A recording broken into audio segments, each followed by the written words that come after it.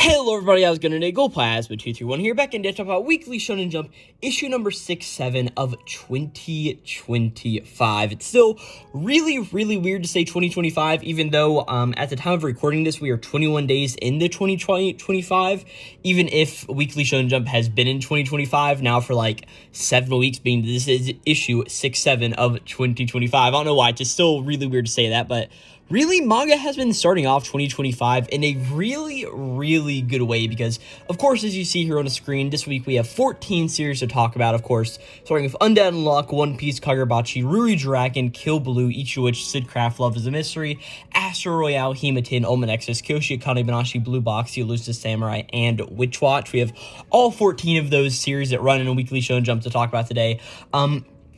Along with just a lot of really good chapters out of those few, I really think that whenever break issues happen in Weekly Shonen Jump, there's a lot of this urge to like make a chapter that really defines what the next part of this year will be in Shonen Jump, because of course, we're starting off a lot of new arcs and wrapping up a lot of old arcs in a lot of these series that we have here. Of course, as we'll get to an Undead Unluck, this is series is getting really close to ending, as I think it has like 3 chapters left, including this chapter at the recording of this video. One Piece is starting to set up the Elbaf arc more, but then series like Akane Banashi, Elusive Samurai, and Witch Watch are all in the process of ending an arc and starting a new one, as we will be getting into as we go through and talk about all of those series. But I really don't have any much else rambling to get on before we just hop into the video itself. Of course, if you've not watched one of these Weekly Shonen Jump video reviews, the way I do this is I just go through and I talk about all 14 of these series that I read this week, and in the process of doing that, giving my thoughts on them, that I think it was a good chapter, that I think like anything was notable and all of that sort of stuff. And we will sort of categorize them into, well, it's like the good high tiers, the mid tiers, and low tiers, and then we will rank them on a scale from the best chapter of the week all the way down to the worst chapter of the week. And of course, we are starting on a new page of the spreadsheet, because if you didn't see last video, I went through and finished up my other spreadsheet. Here's a little bit of spoilers if you guys have not watched that video already, but we talked about how I thought Weekly Shonen Jump was in the year of 2024, and now we move on to 2025, as these were the first chapters to get released in 2025, of course, on the 3rd, which was actually a Friday, being this was like a early issue of Jump, just the way that Jump does it sometimes, right? And we will also be picking a character of the week, or the most valuable character, pretty much, is like, hey, who did I think was my favorite character this week? Who I thought had the best showing and all of that sort of stuff.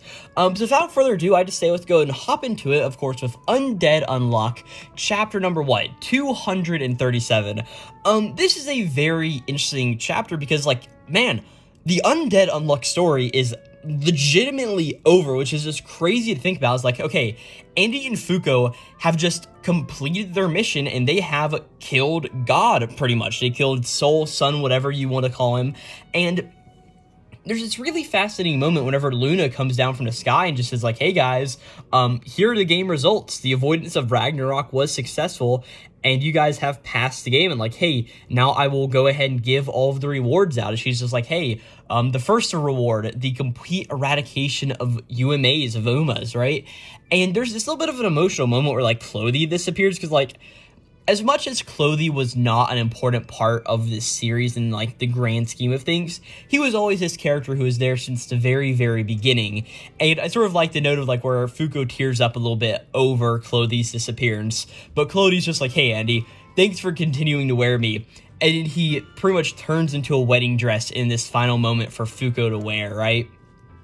And then Luna just is like, okay guys, here's the error reward. All of your negation abilities are just completely gone. And most importantly, like, Ano-un appears in this moment, which is a little bit of a nice thing, as I even like how the Ano-un version that has come up with the Gene Liner orb, if I'm not mistaken, that is able to be like that non-other physical representation is also here in this moment. It's a little bit of a cool thing. And then just all of the negation abilities just disappearing, and most importantly, like, we see Shin and Mui doing their little things of like, hey Mui, do you like me? And she's like, oh yes, I really do, being that like there's no more untruth during all of this. Shikara and Sean have this little moment of like no longer having unmovable or unmove, and what is it called? Oh gosh, what is Sean's ability? Unseen. I don't know why I was forgetting all of that. And then the moment between Victor and Julia, wherever they're just standing there talking to each other, and Void Volk just comes through and tries to punch Victor straight in the face. It's honestly really funny. And then just a bunch of these other things. And then probably my favorite one that I wish had a bit more like explanation is where Tella is actually able to speak again. And we see that Billy's just like, oh my gosh, Tella just spoke. And it's like this thing of like, wow, it's actually crazy because we've never seen Tella be able to speak. So it's a little bit of a fun thing there. And then just the whole thing between undead and unluck. They no longer have their abilities. Andy is no longer undead, and Fuko can now interact with the people in the world the way she always wanted to. Also, Tatiana gets out of her untouchable orb, being in all of that. And then the heart actually works. And the artifacts get totally destroyed. And Fuko just disappears and loses her general sense of self. And all of the other members of the Union are like, oh no, Fuko has actually forgot about all of this. As then Luna just like disappears into like the mist of like, hey, we will no longer intervene in this world. And she's like, hey, we'll simply continue to watch over it as the sun and the moon. And it's this really just weird thing is where at the end of the chapter, it's Andy just saying like, hey, yo, Brett, like, are you free right now? Holding this wedding dress is Fuko, who of course has lost all of her memories. And it's a really bittersweet thing because the whole idea of Undead Luck was this quest for the greatest death ever. I mean, that was sort of one of the things that was really hammered home in the early chapters of the series. This is Fuko and Andy's story about Andy being able to die and making the biggest stroke of unluck that could possibly happen. And it's honestly a little bit of a bittersweet and sad note on the fact that, man, a stroke of unluck has actually happened, except it's come from Fuko this entire time of her losing all of her memories. It's like just this really bittersweet moment that we get here.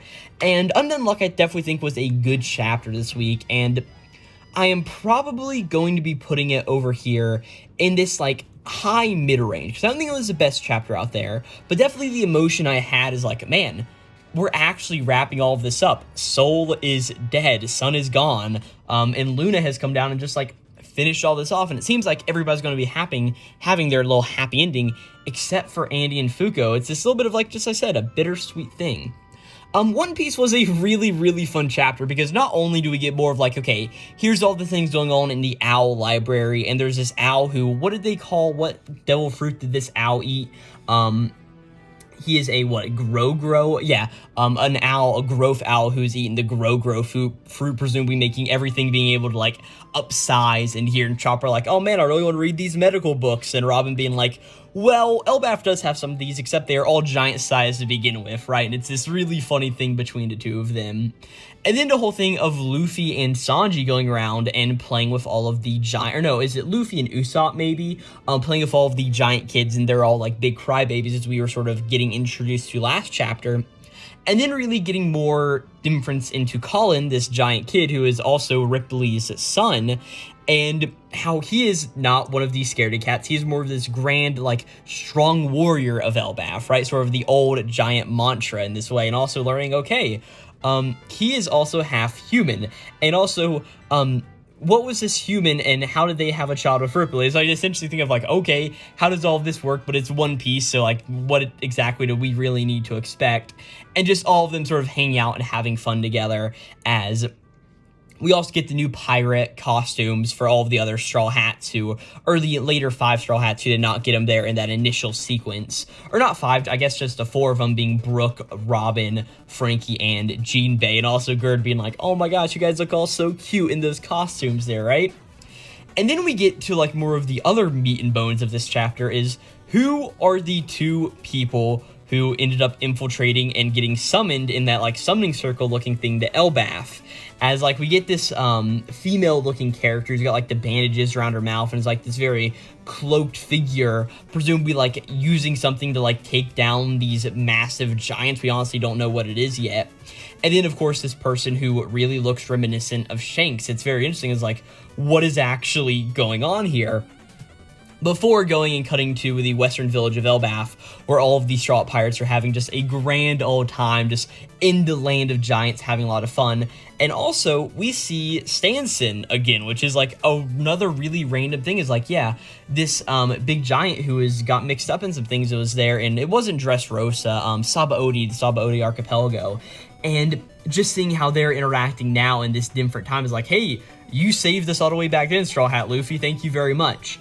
And then at the very end of this chapter, meeting Beard Hill Hyrule, who is the hero of the giants and the oldest in the world, at an age of 408, is like, oh my gosh, that's crazy. And then he has this sword just sticking through his head. It's like, what in the world is going on here? And even Luffy has a really, really funny reaction to this. And this was just another really fun chapter, just getting into the span of One Piece. And most importantly, I'm very concerned, like, okay, who are these new pirates, or not even pirates, maybe these people for the world government? Who are these people that got summoned here? Just a very good chapter of One Piece, and definitely in the top caliber for sure. Kagurabachi, of course, I will be talking very limited here, as I will have a full, probably 20 to 30 minute video out on the channel, sort of going through and breaking down all my thoughts on this chapter, as we really just see more with Iori going along with all of the Masumi, finally learning the Masumi names here of Ro, Moku, and Sumi. And then just going through and seeing this really awesome attack where, like, okay, there's a blade on the back of Sumi's bike here, right? And she goes around, does a little bit of an Akira slide in front of where, of course, Chihiro's standing, and then Chihiro grabs the blade and starts to fight with Kukiri. It's just a really, really cool sequence here, and I definitely think that Kagurabachi had a lot of really sort of cool things in it. Again, we had a very awesome color page this week, and really a big important, like, emotional thing is, like, wherever Chihiro's inside of this classroom, and he just thinks a lot of things that Hirohiko told him a few chapters ago, of like, hey, have you heard of school? It's a cozy place where neither of us belong. A really, really cool moment there, and really just seeing how all of these characters are doing. It was just a really, really cool moment, and I can't wait to see more of this conflict that goes on here, so I think this is just the tip of the iceberg in the very beginning of it. But Kagurabachi was definitely very good for sure. So it's going to go in sort of this middle tier, like high middle tier area. Ruri Dragon was another really, really fun chapter because we just see more of this whole sports festival and all of the events going on and how everybody's having fun. Of course, this chapter is really focused on Yoshioka, who is Ruri's friend in class, and Yoshioka's friend, which I think we got his name last time. I think it's maybe like Shima or something. I'm not actually sure though, but just how he's like, man, I really want Ruri's number, I want to go out with her, right? And he's like, Yoshioka's like, okay, man, don't stop trying to be so much of a chick magnet this entire time. And he's just consistently beating his friend as all of this is going on. He's like, hey, I just don't want to sell a friend out in this way, right? And then the whole thing of, oh no, he's got to go on and put on a wedding dress, yeah. But really, personally, more intriguing to me is the sort of things that we see with Ruri going on in this chapter. As we sort of see that, like, as she's picking up and moving this rope, that she notices that her hand feels a bit weirder to her. Now, it's also shown in this chapter that she's got more of like a super speed type of, or not super speed, like a super strength type of thing, as she's able to hoist up with her draconic abilities a lot more weight than she normally would. But also, I just think the way that Ruri's hand is drawn here is just really interesting. It almost looks like that her pointer finger and her pinky finger are almost a bit longer than they should be. I don't know if that's just like the artistic way I'm looking at it, but like just the way it's drawn, it looks a bit different than like how you would normally see it. Also, her middle finger and her ring finger are more sort of pulled into each other. So I don't know, just could be like a little bit of a perspective thing, but whenever I read chapter, I'm like, okay, that looks a little interesting. As we just get this total moment of just everybody just having fun at this sports festival, and at the very end, Ruri's just like, hey, earning all of this gratitude feels really good whenever others can count on you. This was a just really beautiful chapter of Ruri Dragon, and definitely one that I enjoyed to the maximum this week. And another chapter that I really enjoyed despite my normal circumstances with it is Kill Blue, because this was another chapter focused on Kakeru Inukai, as of course, Kakeru is coming into the school, and Ogami is trying to teach Kakeru how to get along with everybody in this environment that he's never been in, since Kakeru was, of course, always grown up as this little child, pretty much, who got thrown straight into the assassin business, pretty much. And the whole realization of this chapter is like, man, Ogami, Kakeru is actually very good at mending in with all of his surroundings. He's getting along with everybody at lunch, he's getting along with everybody in school, he even joins the home ec club, and he's instantly being a part of all of this. And this moment where Otagami's starting to feel really down about this, and he ends up going to the bar to go see Mama, who is, of course, this character who we've seen at the bar many times. And a bar chapter of Kill Blue is always really fun, because this is when you get more of the human and emotional side of one of our characters, and here, of course, we're getting it with Ogami, as Ogami's just sitting down and being like, man, I'm in this little bit of like a headspace funk, and Mama even says like, hey, is it just because like you're not as cool as you're not as cool as Kakeru normally is? And she's like, he didn't need your help at all, so that's why you're all down.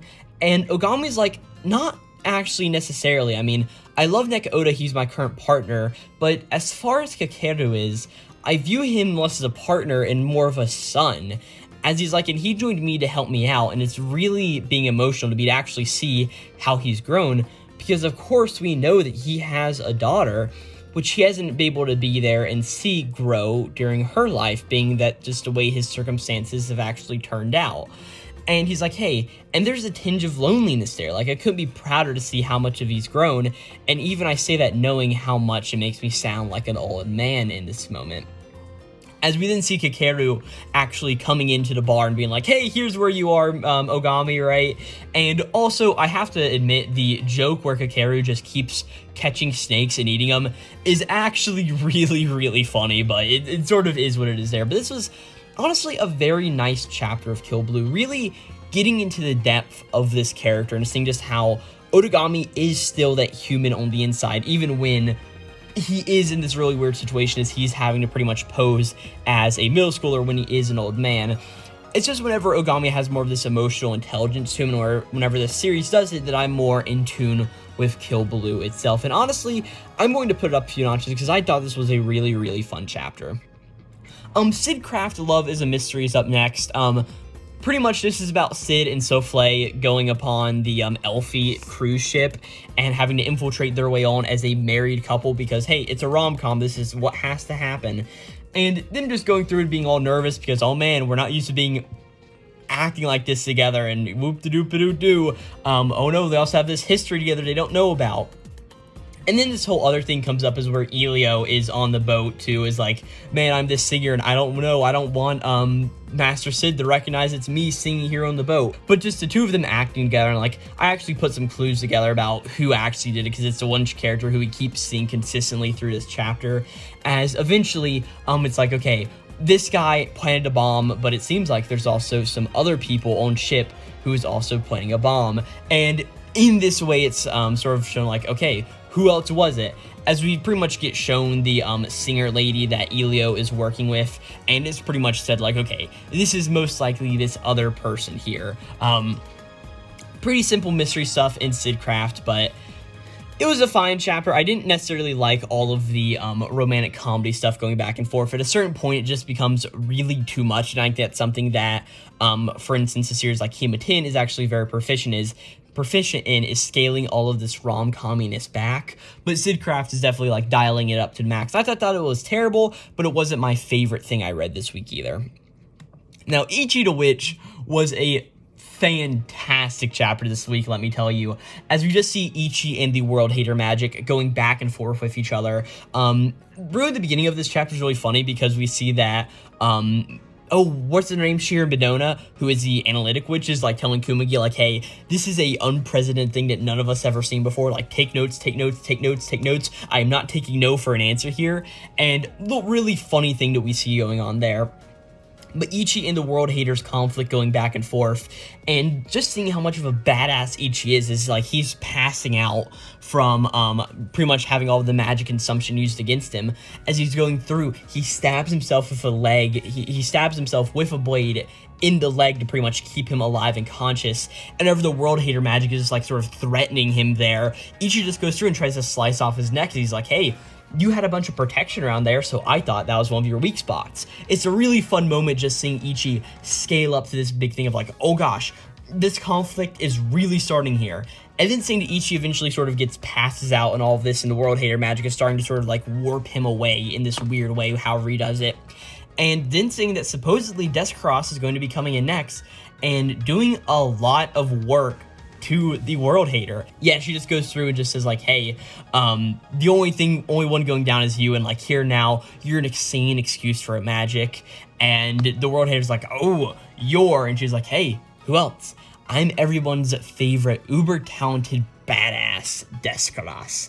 Really, really cool moment, and Descross has always been a really fun character in Ichi the Witch. I definitely think at some point she has been a little overbearing, but the way that we see that she just deals a massive blow to the World Hater here, I'm going to be very interested to see how much damage she's actually able to be caused next time. So Ichi to Ichi was a very good chapter for sure. Astro Royale.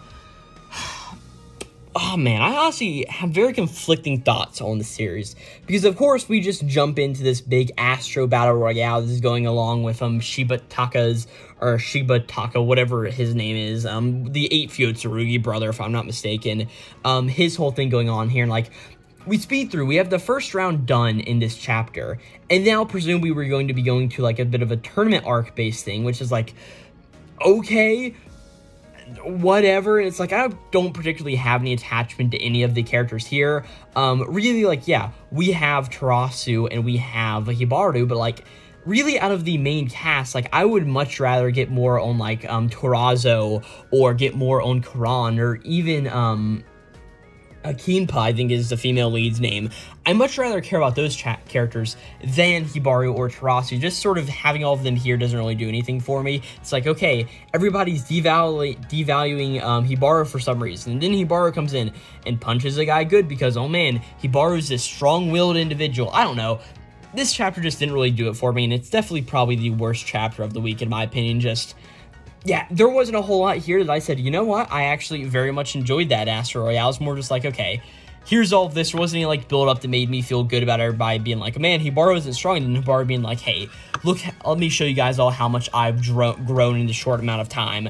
There's none of that. It's pretty much just, okay, Astro Royale is here, and there it is. It's just, nothing in it evoked anything in me, so I have no reason to actually care about it. The next series to talk about, of course, is Hematin. This was a really, really fun chapter because it's all about Kana feeling very, very homesick. Is homesick the right term? What is it called? Yeah, Kana's homesick. Yeah, I don't know. Well, I was like, is that the right term you use for it? I don't know why those words just weren't really computing in my brain real quick there.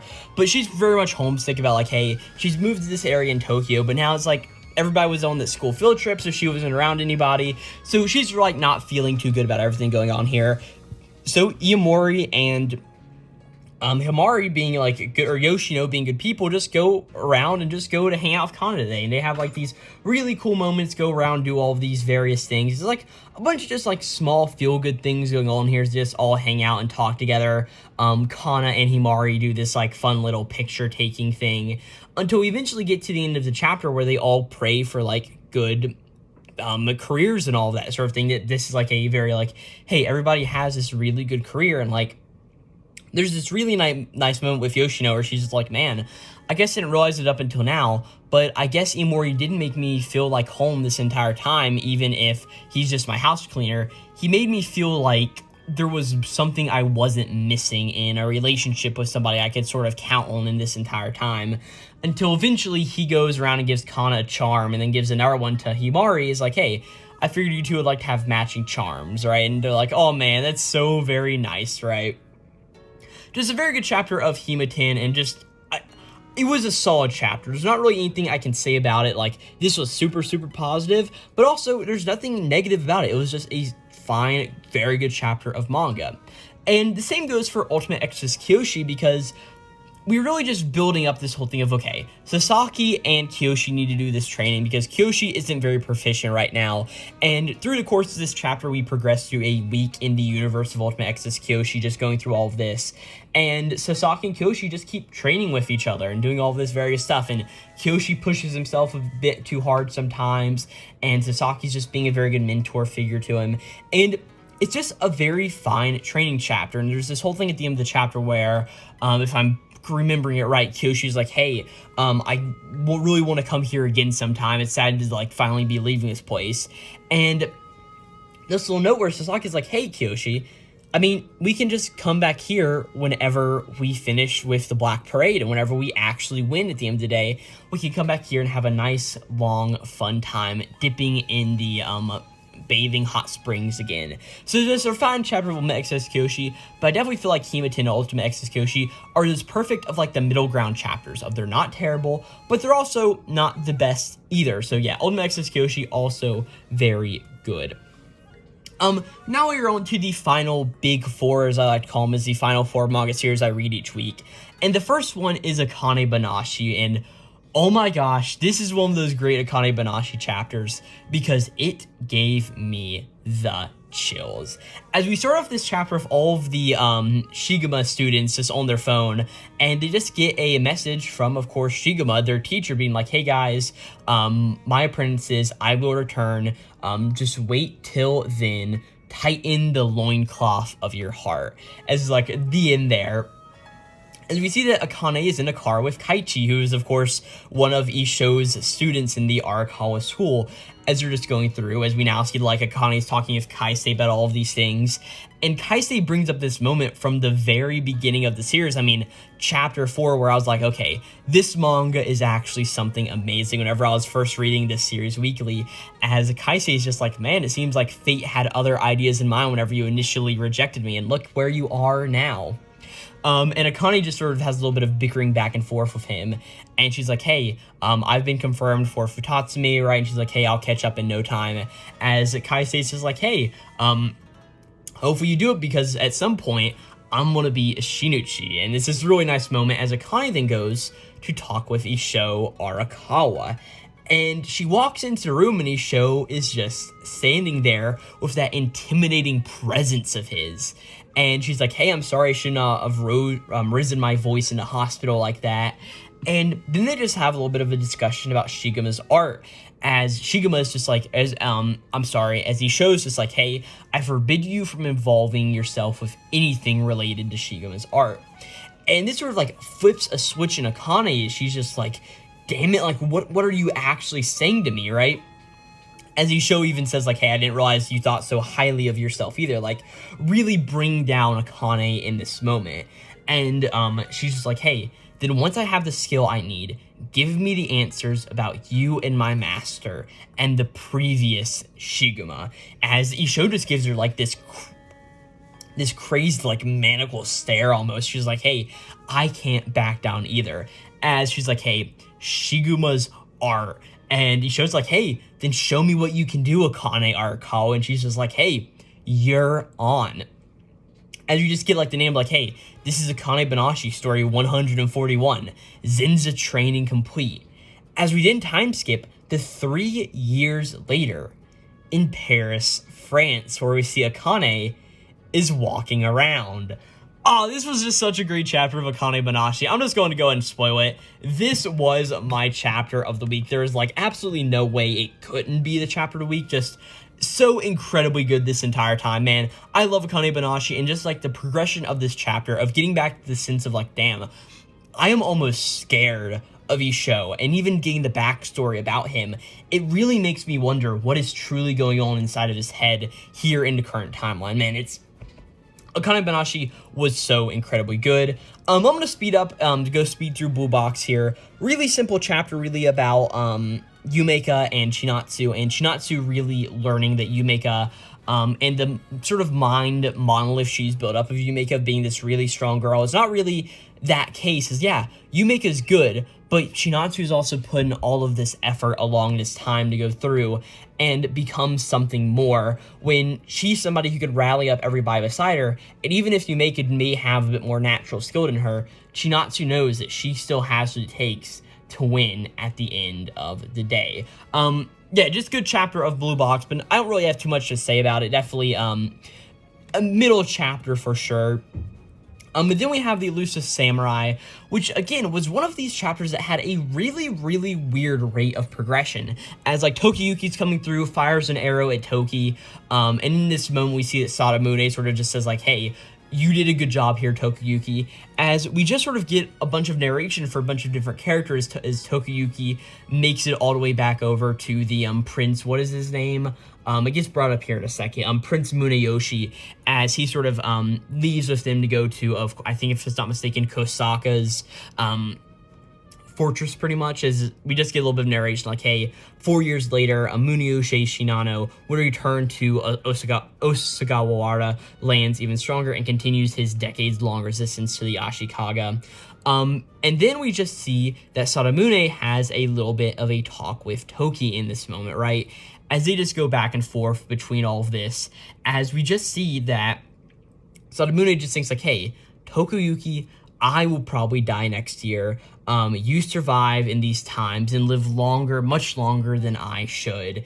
As you see that somebody brings over all of the records of the battle that they have had with Tokuyuki to Sadamune. As Sadamune just reads it, it's like, okay, it's a record of nothing but defeat, like attack and defeat, like, and then the enemy vanishes, like, I can't report this to all of the higher-ups, right? As like, damn it, Tokuyuki, you're just so elusive. As we just get narration about the future of Sadamune's life, it's like, hey, Ogasawara Sadamune continued to be an active, influential, and loyal Shugo daimyo for the Ashikaga, and yet he never saw another major armed conflict. He died in Kyoto due to an illness at the age of 56 in the year 1347, which is 7 years after the current timeline where we are in an elusive samurai, being that we are currently in the year 1340, if I'm not mistaken, right? And like, hey, he started from scratch, and in a single generation, he established a clan that would survive into the Sengoku period, and he also left numerous cultural legacies. He fought many battles, but only ever lost to Tokuyuki and Ichi, so he was without a doubt a great general. But his story has not been told for over 700 years, and perhaps fewer than 100 Japanese people even knew his name. But many such unsung giants have written the story of Japanese history. And this is where we finish off this chapter of the Elusive Samurai on this, honestly, really nice note that I really enjoy of like, hey, before this tale of the Elusive Samurai came out, Ogasawara Sadamune was one of these unsung heroes that are not really unsung heroes, but like these unsung presences in Japanese history and in history in general that shaped the world to be as it was today. And sort of without his influence, which a lot of people know of, the world wouldn't be the same. I just really like this little note that we get here with the Elusive Samurai, like, hey, even this guy who nobody knew about had this difference, and at least it gets to be portrayed here in this historical fiction series of the Elusive Samurai. And I also take this to mean that we will probably be getting no more Sadamune in the story, like this is his final part of the series, but even still, he was the first antagonist in the Elusive Samurai, and it's really nice to see that his story has also been wrapped up here in this moment. Very good chapter of Elusive Samurai, I definitely enjoyed it.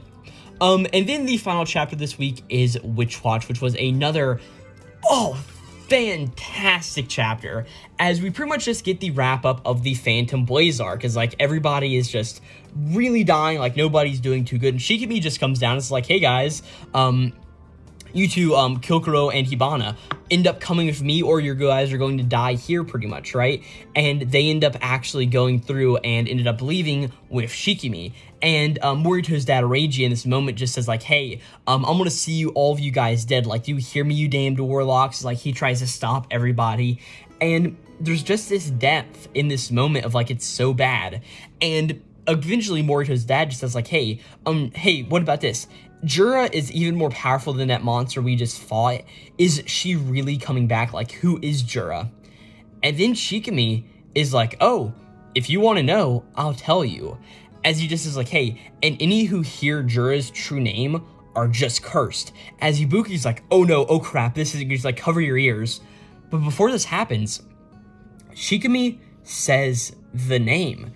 And it's a name that we, as readers, don't actually understand what it is. It's sort of like this weird eldritch horror of a name almost. But we see that all of the other characters have already heard it, as we see that mainly Kokakuraibo, Reiji, and Ibuki definitely heard it. And we're not sure if Kon heard it, but he may have also just been passed out in this moment from using way too much power, right?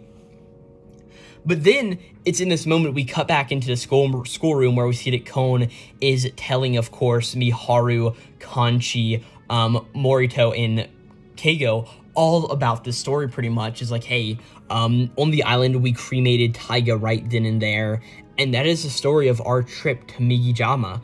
And everybody's like, wow, I can't believe we all knew that this happened, right? As Morito's like, man, I can't believe my dad went through that. As even still, Kanchi's like, wait a second, my dad lost a leg in that battle? And he's like, but he never told me, right? As we see that Kon is like, hey, I'm told to use as an extremely well-made prosthetic, right? And like, hey, your father is truly a great Tengu, Kanchi.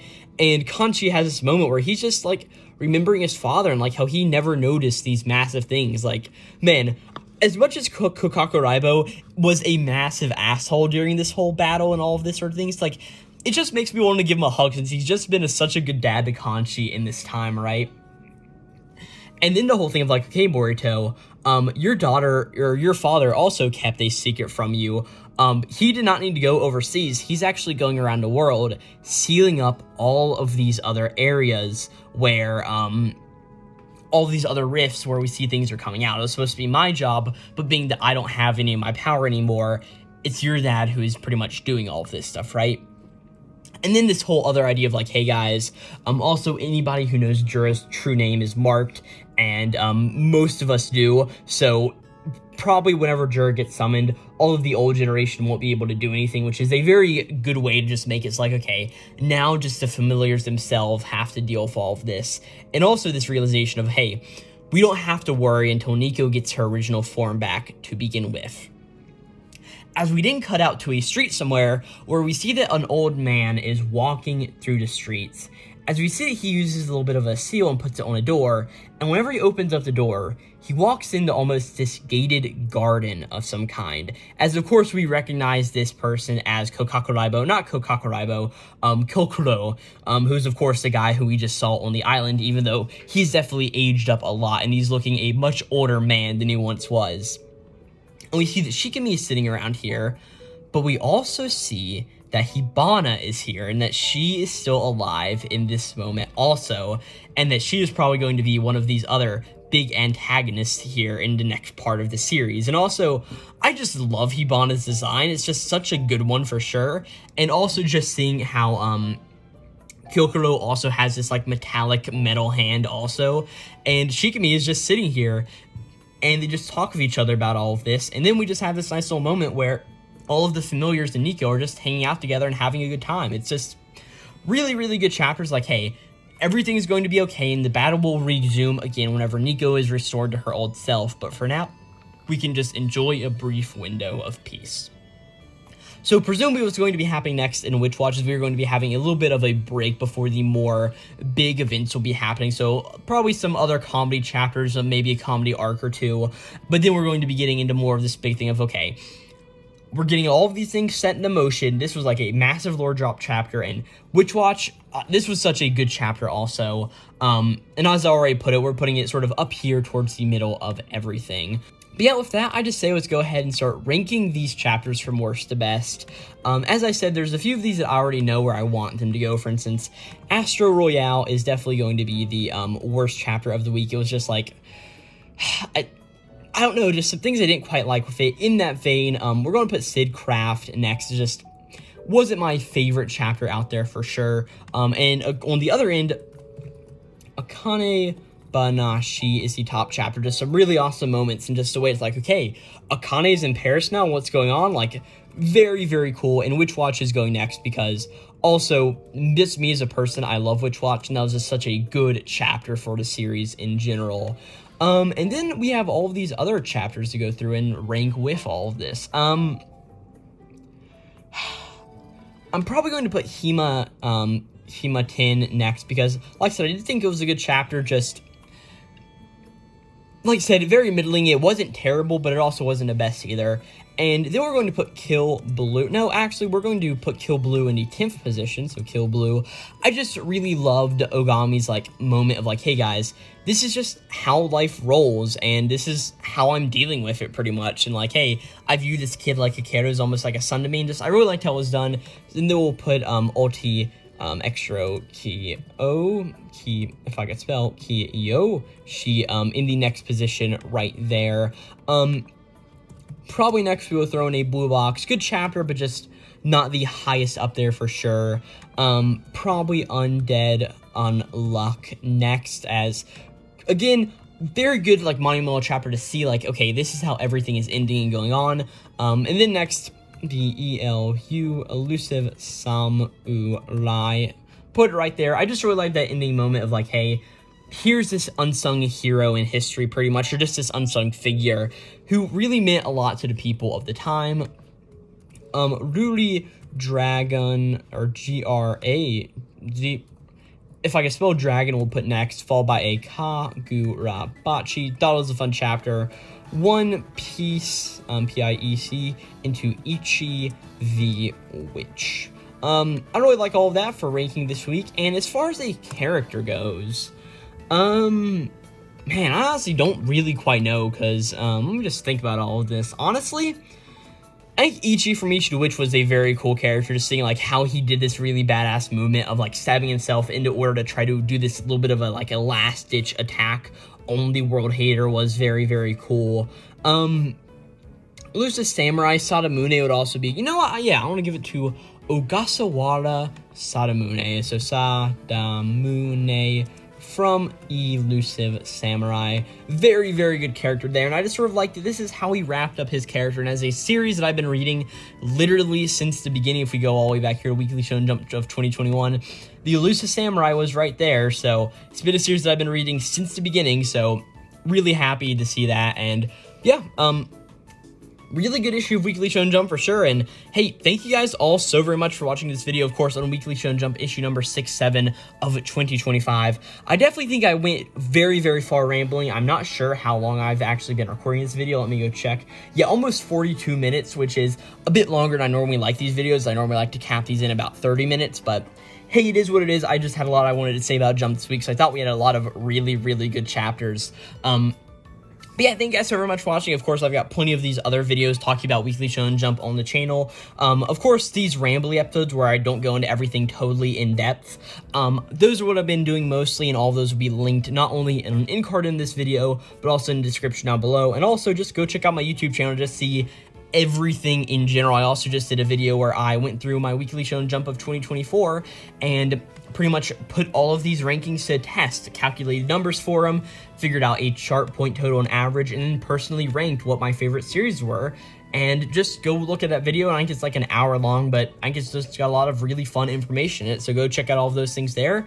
And yeah, thank you guys so very much for watching this video, and I'll catch you guys next time talking about issue number 8 of 2025 Weekly Shonen Jump. Again, this was issue number 67 of 2025, and I'll catch you guys next time. This will be Glowplasma 231, signing out.